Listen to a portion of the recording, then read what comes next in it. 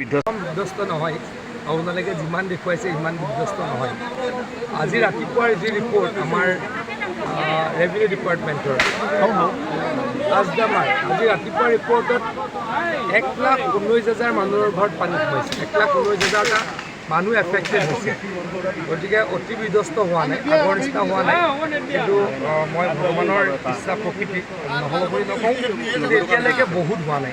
এইখিনি জেগাতে হৈছে, মেইনলি বৰমাৰ পৰা এইখিনি জেগালৈকে ভৱানীপুৰ আৰু টিহু এইখিনি জেগাতে হৈছে।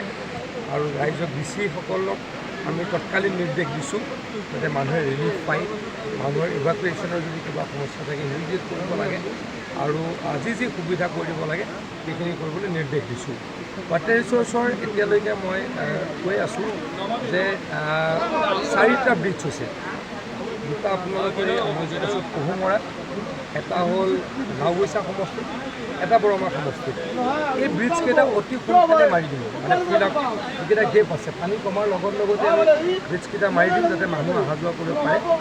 আৰু আমি নতুন এটা প্লেনিং কৰিছোঁ যে এই মথাউৰিটো ষ্ট্ৰেংথেন নকৰি সমানে পেৰেলেলি আৰু 15 ফুট আগুৱাই দিলে ডবল মাথাউৰি কৰিব পাৰোঁ নেকি, তাৰ কাৰণে যত্ন কৰিম। আৰু যত্ন যদি টেকনিকেলি একো অসুবিধা নাই, ডিচেম্বৰ জানুৱাৰী মাহত আৰম্ভ কৰিম।